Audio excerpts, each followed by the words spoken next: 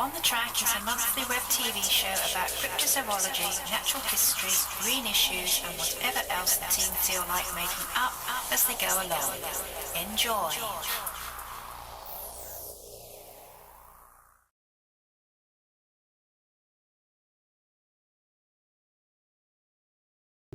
Nuneaton, the jewel of the South Midlands, the town who gave us such great men as George Eliot and Larry Grayson, the throbbing heart of this teeming metropolis, the pearl of the CV13 postcode, down by the roundabout and up the one-way system, is Nuneaton Town Hall, where we can find none other than Nuneaton's Mr. Entertainment.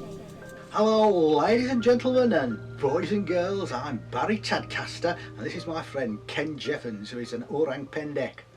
Hello, my name is Ken Jevons and I am an Orang Pendek. Unlike the other Orang Pendeks, I do not come from the Indonesian island of Sumatra. I come from the London borough of Lewisham, where I am employed by Lewisham Town Council as an ombudsman. Ken, what's in store this week? Well, we have more nationwide style shenanigans.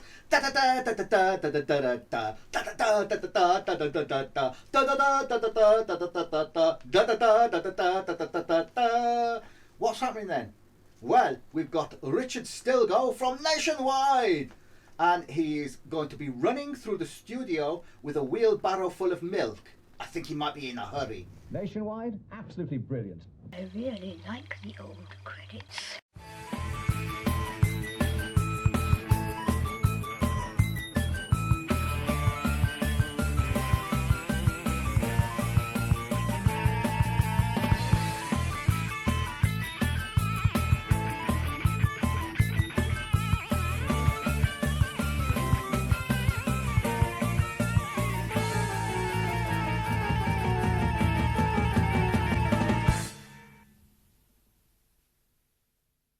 So, Richard, what have we got here?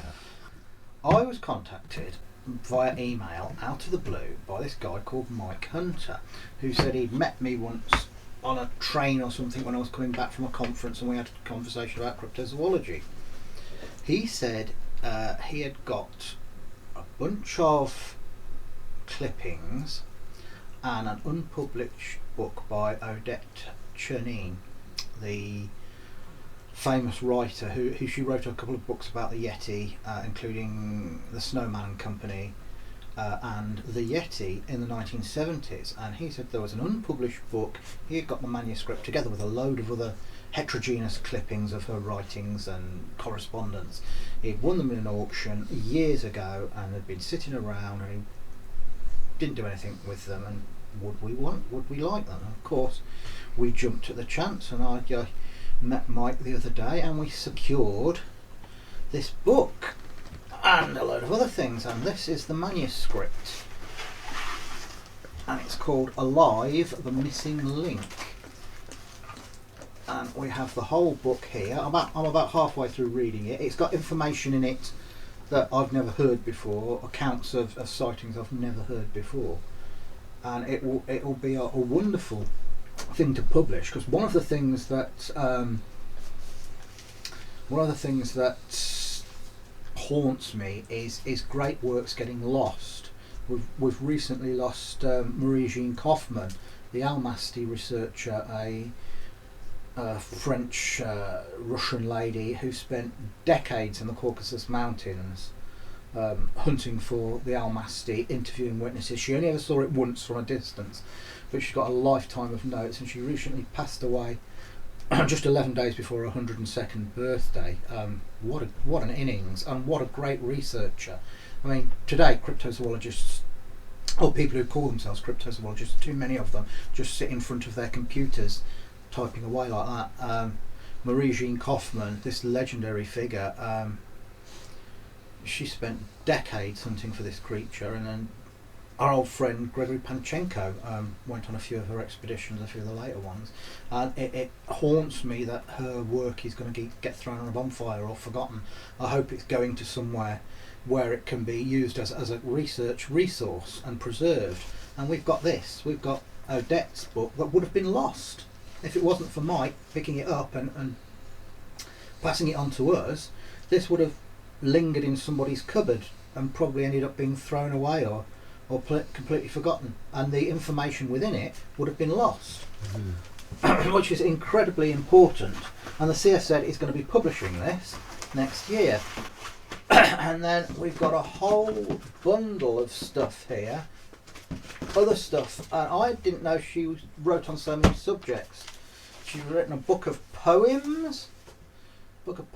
There's correspondence between herself and people like Tony Healy and Dmitry Bainov. There's old articles, all sorts of stuff. I think she wrote on everything, all sorts of subjects. Women's football, not judging people at first sight. Anything you can think of, she wrote on it. There's a load of stuff there which would be interesting to look through, as well as the book. And to be honest, she's a lady I know very little about. There's not all that much information on her. So it'd be great to publish her lost book. Perfect. So Richard, with this book, what are the stories in there that you've not heard before? Well, I'm only halfway through the manuscript. I'm hoping to finish it tonight. But there's a lot of stuff I haven't heard in it. Some stories from the early 70s of Sasquatch being sighted around summer camps. You know, the summer camps they have in the US where the parents dump their kids off in some wild area for a couple of weeks so they can have a couple of weeks to themselves. I've no idea why they don't do it in Britain. But there you go. There was one for a camp that had special needs children in it, and they'd seen a Sasquatch, and the people that were running the camp, the people looking after the kids, were trying to hush it up instead of admitting what they'd seen, and they were worried, I think, that the camp was going to get a bad reputation. But indeed it closed down, the camp, shortly after. And there was another sighting in a different camp where some girls had gone to get something from one of the cabins. Everybody had been in the main dining hall, and they went back to these cabins which were actually in the woods, and something had got through the window, and the girl had never heard of a Bigfoot or a Sasquatch. She didn't know what it was, and there was 3 of these girls said they saw this thing like a gorilla squatting on one of the bunks, this huge creature, and it dived out through the window, and the people that were looking after the kids found tracks going away from the window, and after that they didn't let any of the children go into the forests. Did the tracks correspond with the standard Bigfoot footprint? They said it looked like it was standing on tiptoe, so whether it stood on tiptoe to get in, yeah, that makes sense. Pulled itself in. But I've never heard of either of those before, and it covers the whole gamut of man-beasts around the world. So I've not finished reading it yet, but so far it's really interesting. Fantastic. But first, boys and girls, are you sitting comfortably? Good, because it's story time.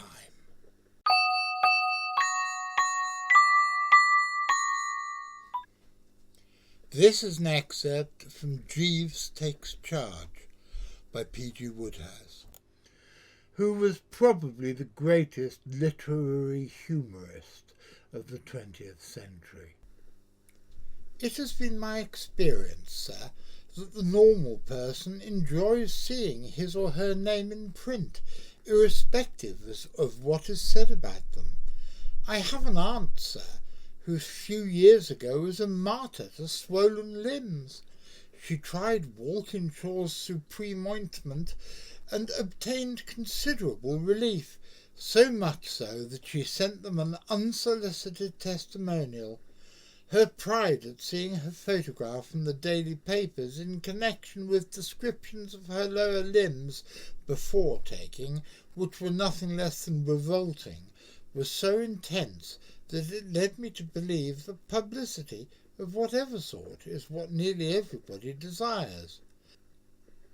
Moreover, if you have ever studied psychology, sir, you will know that respectable old gentlemen, are by no means averse to having it advertised that they were extremely wild in their youth.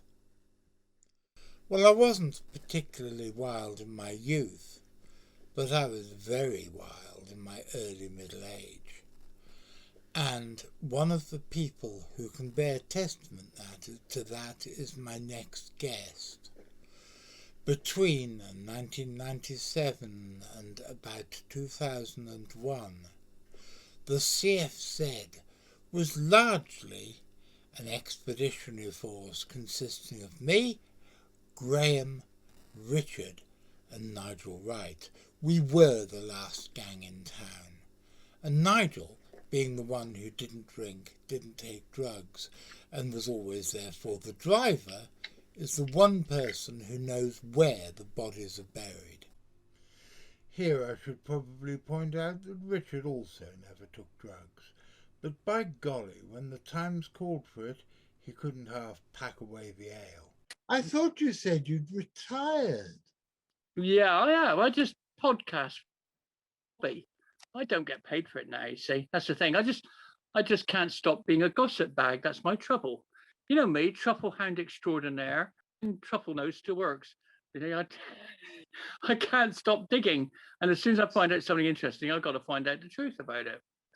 That's what makes me work, I guess. That's what makes me pick. You know.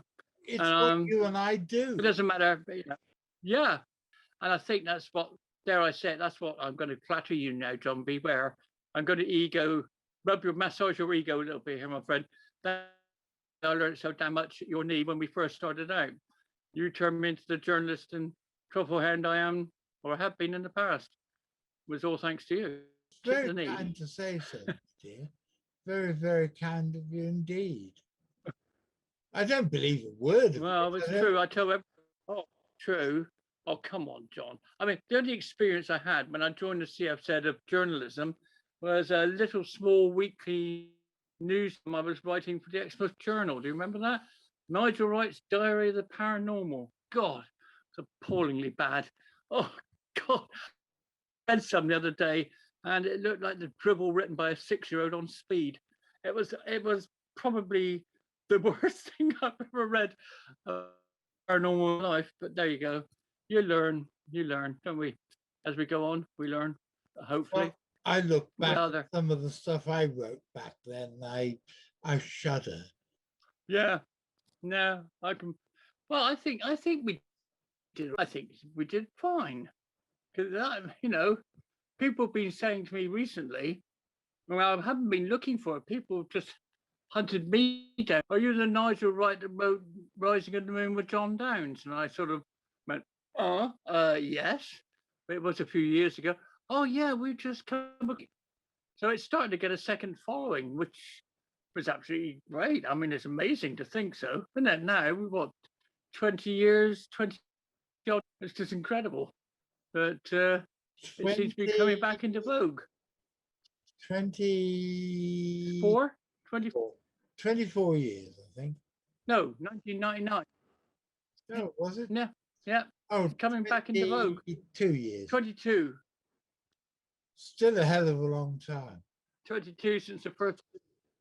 Yeah, but people are starting to discover it, which I find amazing.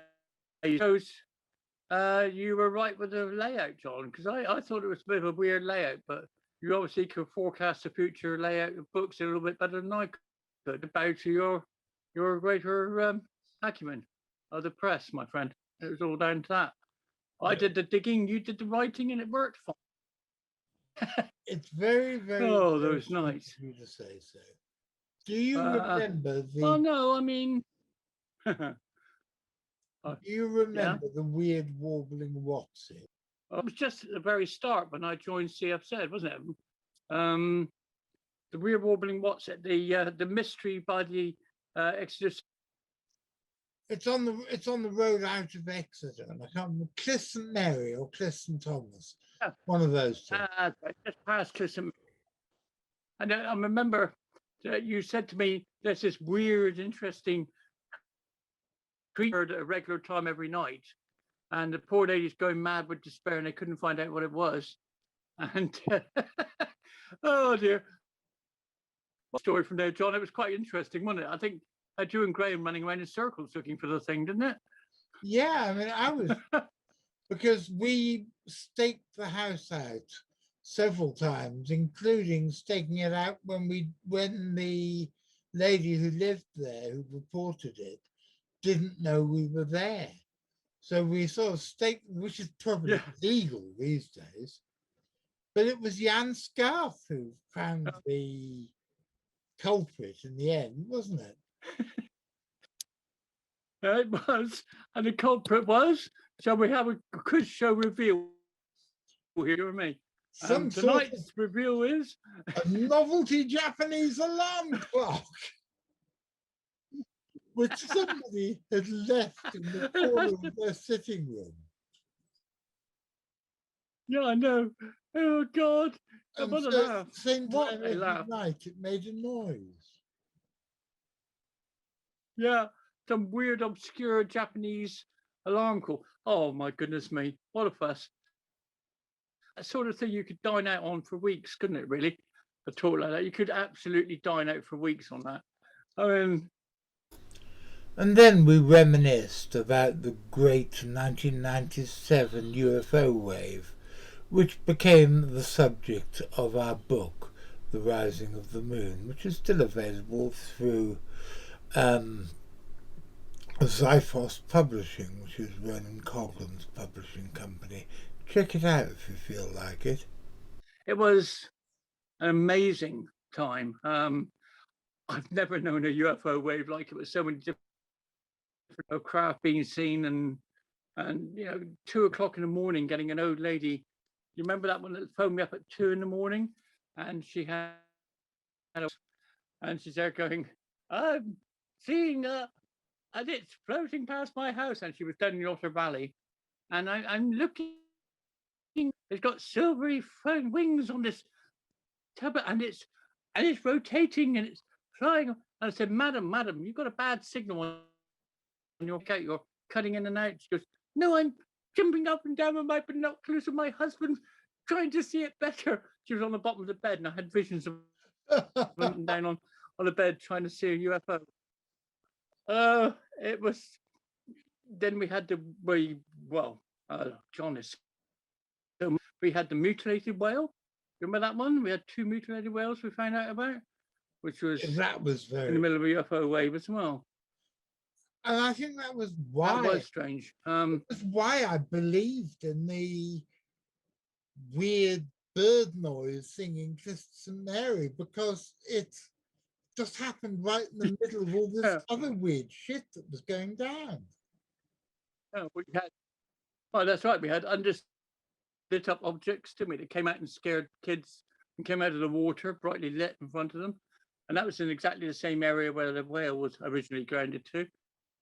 The type of whale, what was a pilot whale, which wasn't all that unusual. What was unusual was the actual lacerations on the carcass, wasn't it? It had the bottom missing, and it had the core of the rectum and the sexual organs were cored out about 12 inches across. And I remember you saying to me, as a novice cryptozoologist, you said to me, "Dear boy, would you mind?" I'm sorry, I shouldn't say dear boy, but that's how we speak. "Would you mind going down and taking a few photographs?" And I, in my naive innocence, said, "Yeah, of course. Have you ever tried to photograph a whale when you're standing up beside upwind when it's a few food?" It put me off cat food for a long time. But no, we got a good photograph or two of it. And then we found out that a Cuvier's beaked whale had come ashore exactly 10 years before that, again in Exmouth, remember? And that too had its lower jaw missing. And other bits and pieces. And it's odd because we never had a whale grounding there in between the 2 dates, not one. And it's very strange. And as you know, not as far as I'm aware, John, it sort of died out. I had everyone in my group there, in that group Epic. And when it came to 2007, I thought, this is it. It's the 10-year again, because I found out through doing some research, every 10 years back to 1907, we'd had a UFO wave and strange things, ghosts had increased. black cat sightings had increased. And we went right back to air in front of Exmouth Docks in 1907. But in 2007, nothing at all. Dead quiet. First time in 100, not a peep. And it doesn't seem to have been the odd one or two UFOs since. And a few dolphin, but that's about it. I don't know. It seems to have gone quiet while the rest of the UK is getting busier. Very strange. Very, very odd. But there again, we need the paranormal, don't we, John? Same as cryptozoology. If there wasn't any oddness in it, wouldn't be worth doing. Really? It's the oddness, it keeps it fun. You know? Lost man flying around and owl man and oh my goodness me. Oh, that was some film. I love doing that film. I always think of that. We had a lot of fun down in Cornwall, didn't we, John? A lot of fun. Oh, God help. They were strange times. The Lemonade Man getting assaulted. Oh yeah, but I mean, it was good. It was good, and we were doing serious research at the same time, but we were having damn good fun doing it. And I think, you know, people now are starting to think, well, you know, I think we were a little bit too ahead of our time. And I think people now are starting to discover that what we were doing was fun, and that we were serious research too. And they just couldn't see it at the time. They couldn't see the wood for the trees. They just thought we were too far out, too way out for them. But I think it's really great fun. And I'm so glad I had that period in my life. I really enjoyed it. Oh, as if we ever caused trouble, John. Oh, we didn't do anything wrong, Sue. No, we were perfect saints. No, the BBC TV Centre, 11 o'clock at night. All about that. No, we don't. Yes, Don't know I it do. all. Do you want to tell her, Uncle No. John? No. All the ghastly secrets? No, I won't. I'll take them to my grave. There you are. No, but it was fun, wasn't it? Brian Blessed was a good laugh that night. Had good fun with him. Nice. For the record, that was a night that I'd done some TV show with Esther Ranson talking about the Yeti, and I ended up getting completely shit-faced with Brian Blessed afterwards. And Nigel had to That's pull me right. into the car. Right. Yeah, you used a traditional CF said farewell greeting to the and then we proceeded to the car, which was fair Okay, enough. I did drop my And then trousers. going around the roundabout. I dropped my Oh, trousers at the Director General's office, admittedly. You might say that, but I could not possibly comment, John. And then when we went up, do you remember when we went to Staffordshire looking for that crocodile? Yeah. Oh, absolutely. And Good Morning Britain, was it? Had blow up crocodiles and the kiddies. Yeah. And you were doing your nut and saying, well, that's really good, isn't it? Encouraging kiddies to play with wild animals, you know. It's ridiculous. Oh my God. Yeah, but you were doing the sort of, I was doing the opposite. You called us the shore away team and letting Graham and and the rest of them go along that little inflatable boat with a sonar chasing crocodiles. We've just sat on the shoreline and sort of negotiated with the locals. I thought we were doing a valuable job, didn't you, John? I thought we did a very good job. I wasn't going to sit in an inflatable with a sonar, with a live crocodile around. I'm afraid not. I'm bad enough he's going to get taped up and put in my car. He'll be fine. He'll be fine. We'll just shine a torch in its eyes, and we can go to Dudley Zoo. Do you remember that? Yeah. I can hang on. I'm going to have a 5-foot live crocodile with a gaffer taped jaw sat right behind me with his eyes, you know, being glared at with a phone. He's not terribly pleased. He's not going to be impressed. Somewhat. Oh, crikey! I felt like Dundee crocodile Dundee here. You know, I was going, oh, God. Oh, riots! I tell you. Oh dear me! What a laugh, boy! What a laugh! What memories! What memories though? You can't buy memories like that, can you? I've always thought that me and Nigel are a bit like two old army buddies reminiscing about a war in which they both fought decades before and which the younger people they know don't care about. But it was fun, they were great days, and it was nice to catch up with Nigel just to reminisce for a bit. And you know what? I bet we're going to do it again sometime soon, preferably when we've managed to sort out the lag on Zoom and some of the other technical issues that marred our conversation this time. I'm looking forward to it immensely, Nigel. If you want to support us and help us make more content like these, please press like, subscribe, follow our Facebook page and check out our Patreon. And as the ghost of Joe Strummer, who is a regular visit to the studio, wants me to remind you, always remember to ring the notification bell. Otherwise, you won't be told when we've got a new show available. And that would be an awful pity, wouldn't it? And that's about it for this episode, ladies and gentlemen. There are people I would very much like to say thank you about this episode because I could not have done it without them. Richard, Carl, Mike Hunter, the late Odette Tchernine, Nigel Wright. Plus, behind the camera, we're talking about Louis and V, who always helps me and gives me moral support, and Graham, and the three lovely ladies, Maxine, Charlotte, and Sarah.